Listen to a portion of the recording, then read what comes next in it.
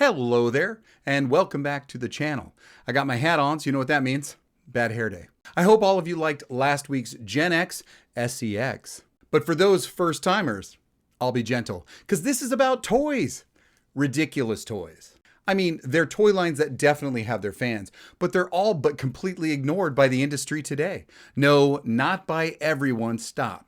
I'm not saying that.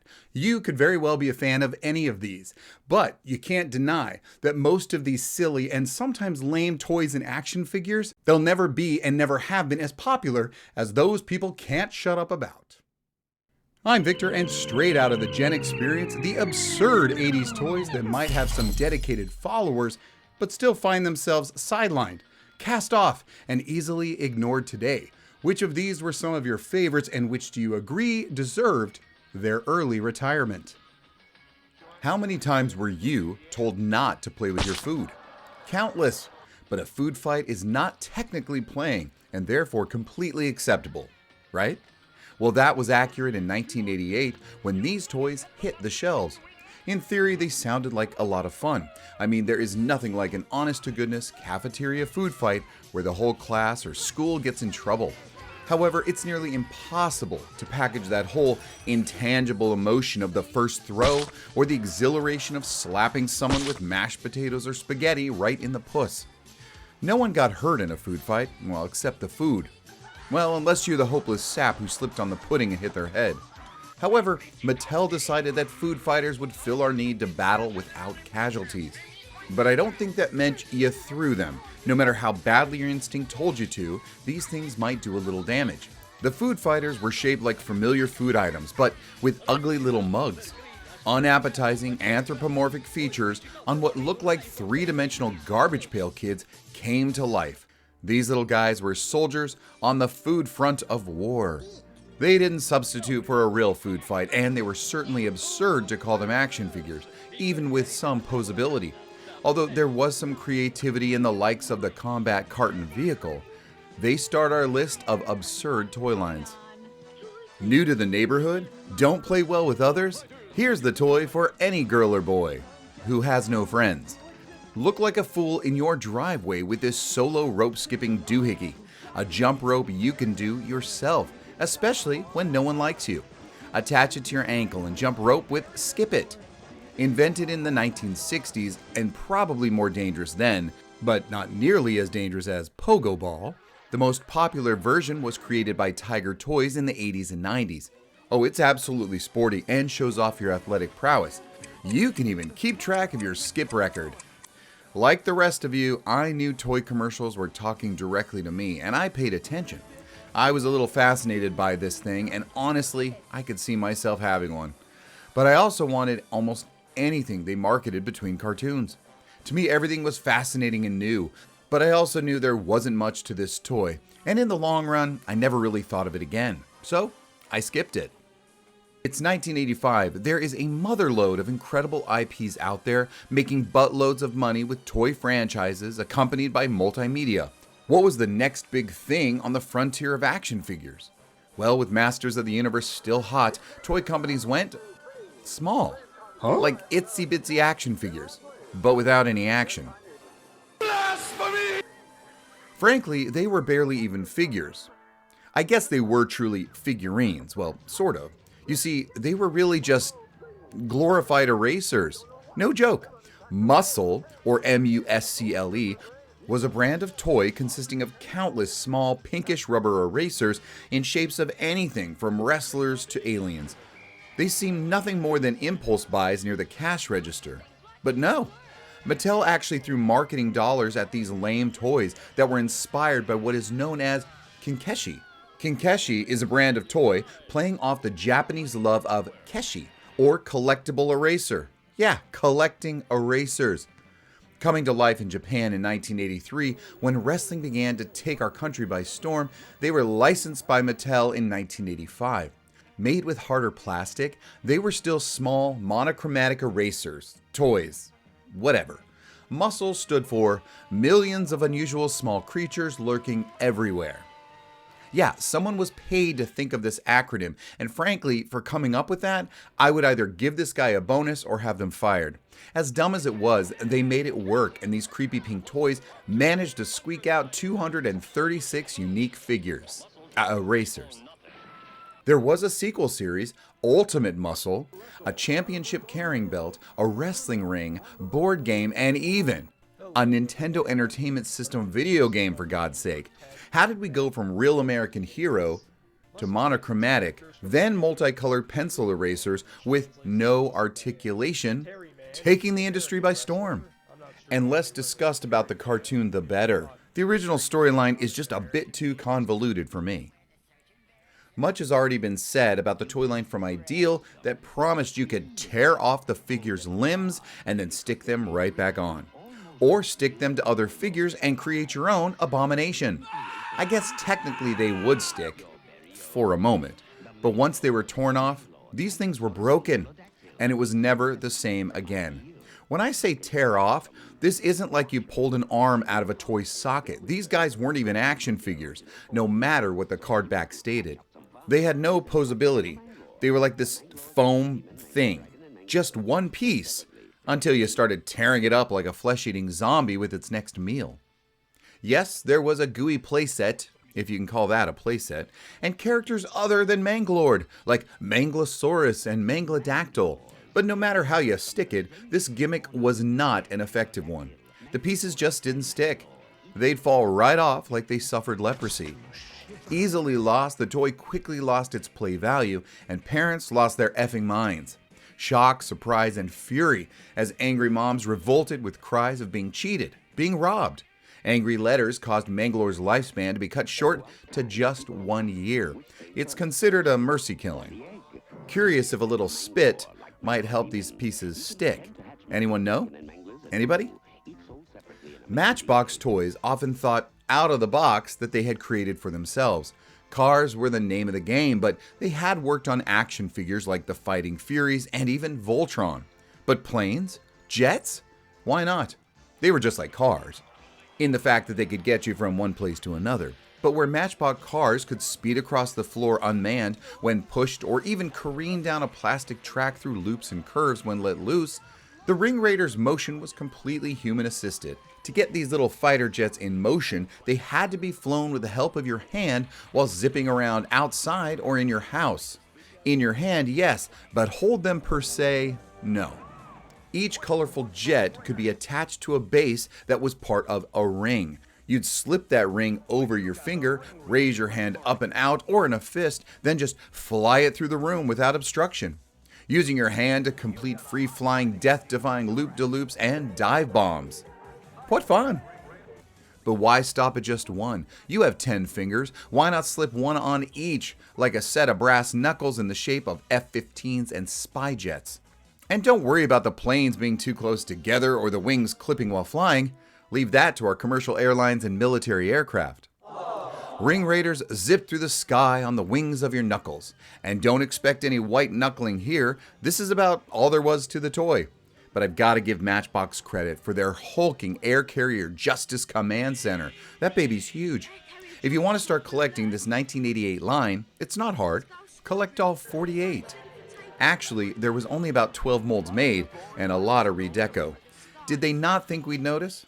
It didn't matter. These forgettable toys lasted on the shelves for about 6 months. Hey everybody, Victor again, hoping you're enjoying the show. Just want to give a little shout out to all of those who have subscribed and say thank you. If you haven't yet, consider it. But for now, click that like. Thanks. If you got these ants in your pants, seek medical attention. In the same vein as Muscle, Army ants were monochromatic, either orange or blue. Sold in packs of various quantities, these figures also had marketing dollars behind them and were sold in droves for a short time starting in 1987 by Hasbro. What was going on? What had happened? Masters of the Universe and Thundercats were thinning on toy shelves and being replaced with these mini static figures that you could acquire squadrons of on the cheap. It seemed like the smaller Muscle and now Army ants were turning the action figure business on its head. Remember how popular these were? While Ghostbusters were still hanging on and Turtles and the Power Rangers were waiting in the wings to explode onto the scene, The winds of change blew in on the philosophy of getting more for the same price you had been getting with one. Like a collection of stamps or stickers or trading cards, small toys in abundance, that was the thing, and army ants in blue or green joined that fray. Sure, they might have been molded with guns and other military-type weaponry, but unlike food fighters, they didn't even have articulated legs, and these guys had like 6. Well, at least the Orange Army did. I'm no entomologist, but with only 4 legs, are the blue ones even ants? While the US version gave each character a unique name, the European ones came in multiple colors. But what both versions did have was a small, squishy, soft plastic thorax. Yup, each of these soldiers had the guts that you could squish and squash. I suppose army ants and muscle were the green army men of the 1980s. Oh, wait, nope, I was wrong.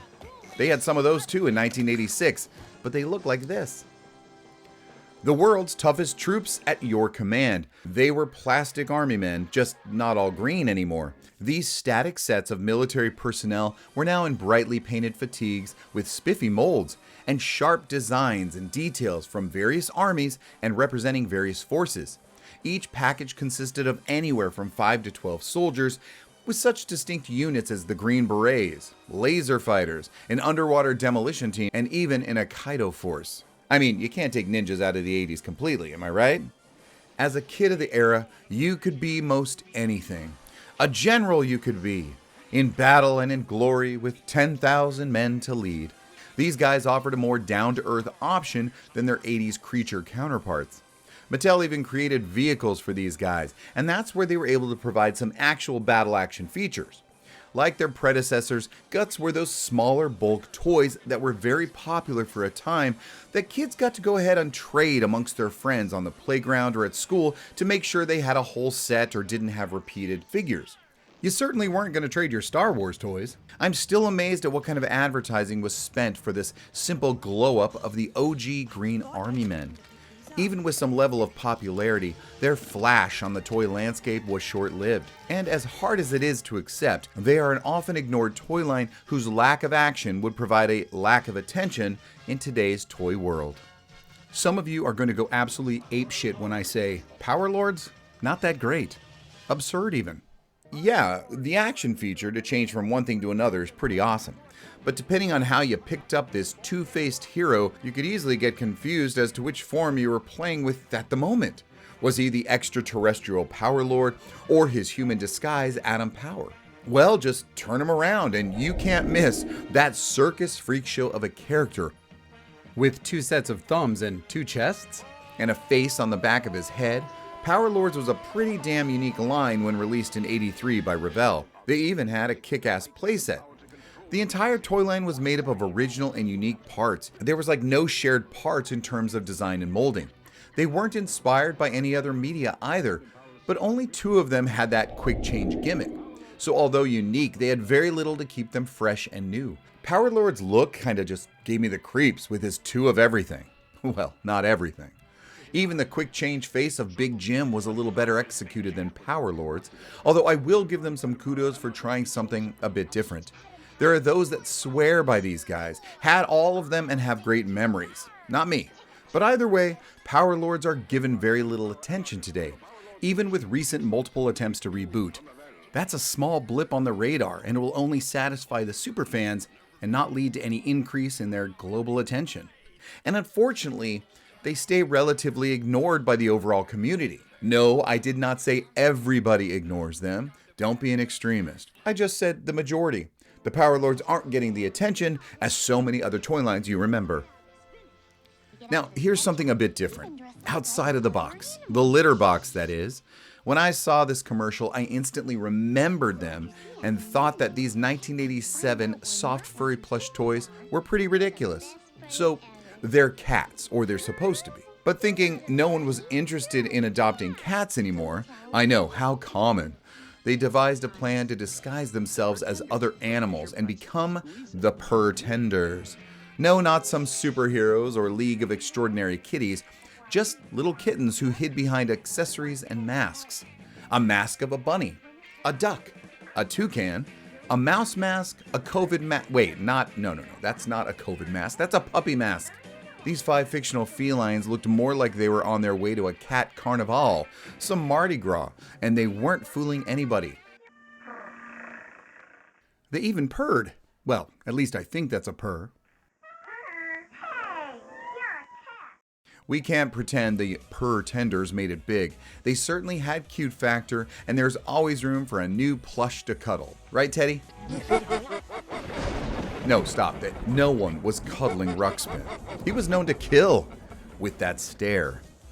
Anyway, who wanted to snuggle with a tape deck? Being a BK kids meal toy, iconic that does not make. There were some famous stuffed animals out there though, like Popples and the Pound Puppies. Ah, of course, that's it.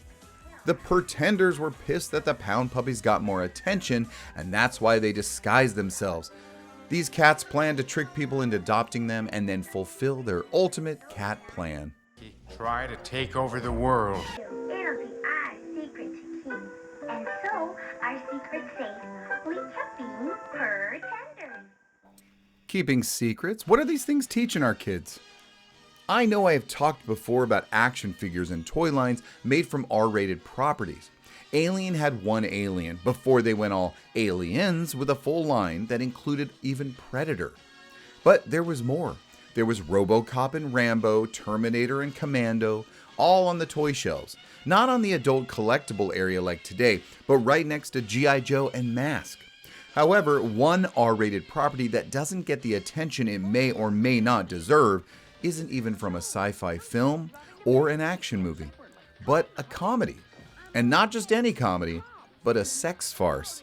Police Academy, the toy line, was definitely designed after its animated series, but that itself was inspired by the original R-rated sex comedy from 1984. Some of those very same characters from the movies hung on pegs next to Lion-O.